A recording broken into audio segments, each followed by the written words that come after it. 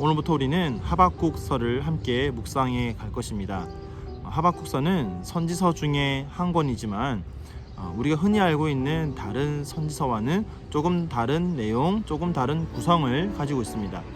우리가 흔히 알고 있는 선지서는 하나님께서 선지자에게 말씀하시면 그 말씀을 선지자가 백성들에게 선포하는 그런 내용으로 이루어져 있습니다.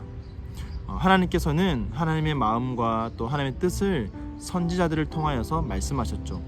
그 말씀이 때로는 그 이스라엘 백성들을 향한 심판의 메시지가 되기도 하였고, 때로는 고통 가운데 있는 이스라엘 백성들을 향한 위로의 말씀이 되기도 하였습니다. 그런데 이 하박국서는요, 조금 다릅니다. 선지자인 이 하박국이 먼저 하나님께 질문합니다. 그리고 하나님은 그 질문에 대하여 대답하십니다. 오늘 우리가 함께 볼 이 본문 말씀은요, 이 하박국서에 나오는 이 하박국 선지자의 첫 번째 질문과 또 그에 대한 하나님의 응답이 담겨 있습니다. 오늘 본문 말씀에서 하박국은 하나님께 질문하며 기도합니다. 사실 말이 좋아 질문이지 하나님께 지금 따지고 있는 것입니다. 하나님께 무엇을 따지면서 기도하고 있습니까?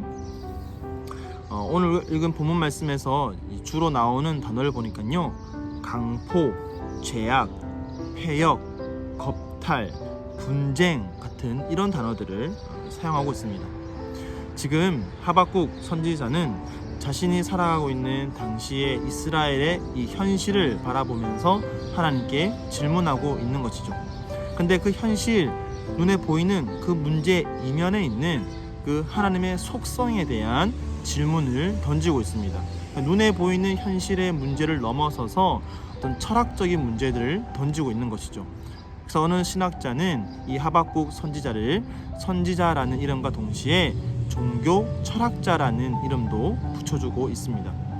하박국 선지자는 하나님은 의롭고 또한 공평을 사랑하시는 하나님이신데 어떻게 이 불의가 가득한 죄악이 만연한 세상을 그냥 보고 계시는가? 어떻게 의로운 하나님이 다스리시는 이스라엘이라는 나라가 죄악이 만연한 세상이 될 수 있는가에 대한 질문을 던지고 있습니다.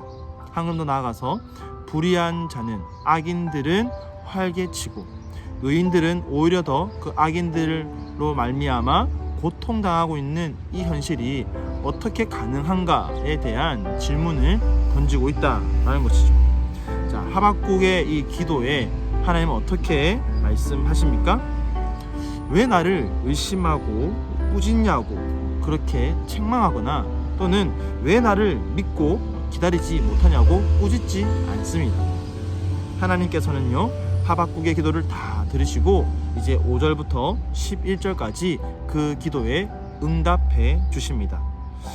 하나님께서 지금 이 이스라엘이라는 나라의 상황을 모르시는 것도 아니고 지금의 상황을 그냥 지켜만 보고 있는 것도 아니고 능력이 없어서 그 상황을 해결하지 못하는 것이 아니라고 분명히 말씀하시죠. 그러면서 하나님의 계획에 대하여서, 하나님의 마음에 대하여서 하박국 선지자에게 알려주십니다. 그래서 지금도 이 세상을 운행하시고 지금도 이 세상을 다스리시는 그 하나님의 섭리에 대하여서 하박국 선지자로 하여금 알게 하시는 것이죠. 하박국 선지자가 믿고 있는 그대로 하나님은 역사의 주관자다라는 것을 하나님은 다시 확인시켜 주십니다. 여러분, 하박국 선지자는요, 결코 믿음이 없어서 의심하며 기도한 것이 아닙니다. 오히려 하박국 선지자는 하나님은 의로우시고 하나님은 선하시고 하나님은 공평하신 분이다 라는 공의의 하나님에 대한 절대적인 믿음이 있었습니다. 그래서 이런 현실이 더욱 이해가 되지 않는 것이고, 그래서 하나님께 기도하는 것입니다. 그래서 하나님께 나아가 질문하는 것이죠. 그래서 하나님은 그 하박국의 기도에 또한 신실하게 응답하시며 하나님의 마음을 알려주시는 겁니다. 물론 이후에도 하박국은 계속해서 질문을 이어갑니다. 하지만 그 질문을 통하여서 그 기도를 통하여서 하박국은 그의 마음속에 가지고 있던 질문들을 또 의문들을 해결받게 되는 것이죠. 기도를 통해서 하나님의 마음을 알게 되고 하나님의 눈으로 그 현실들을 바라볼 수 있게 된 것입니다. 여러분, 이것이 바로 우리가 기도하는 이유입니다. 때로는 우리의 주변 상황들이 우리의 이성, 또 우리의 지식, 또 우리의 생각으로는 이해되지 않을 때가 참 많습니다. 때로는 너무 불합리한 현실을 마주하면서 낙담하기도 하죠. 실망하기도 합니다. 지금 하나님은 도대체 무엇을 하고 계시는가 하고 원망하기도 하고요. 또 수많은 의문들이 우리의 마음을 굉장히 복잡하게 만들기도 합니다. 그런데 그때 우리가 이런 질문들을 하면 그것 자체가 마치 나에게 신앙이 없는 것처럼 느껴지고 또 하나님을 의심하는 것만 같아서 이런 질문과 의문조차도 하지 못하고 혼자 삭히는 그런 경우들이 있습니다. 그런데 그런 상황에서 그저 막연히 우리가 믿음이라는 이름 아래, 신앙이라는 명목 아래 나의 질문을 덮어버리는 것, 그것이 과연 옳은 것인가? 오늘 하박국 선지서에 비춰보면 그것은 결코 옳은 행동만은 아니라고 우리는 알 수 있는 것이죠. 그럴 때 우리가 할 일은 그 모든 질문들을 가지고 하나님 앞에 나아가 기도하는 것입니다. 물론 그렇게 주님 앞에 나아가 기도할 때 우리에게는 하나님의 주권적인 섭리에 대한 믿음과 확신이 있어야 합니다. 그렇게 주님 앞에 나아가 우리의 삶을 토로하고 때로는 이런 시대적인 상황들을 보면서 울부짖고 그렇게 기도할 때에 하나님께서는 우리에게 응답해 주십니다. 하나님의 마음을 우리 가운데 알게 해 주시는 것이죠.